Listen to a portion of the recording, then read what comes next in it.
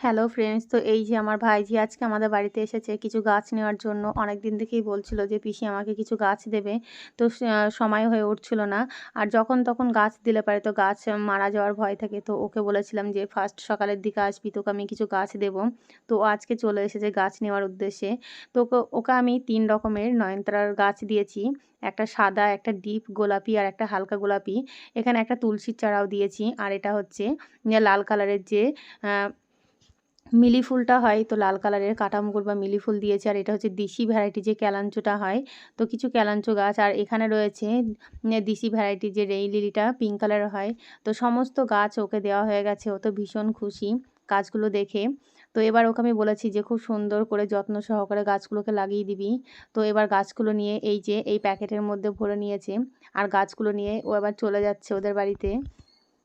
তো ভিডিওটা তোমাদের কেমন লেগেছে অবশ্যই কমেন্টে জানাবে।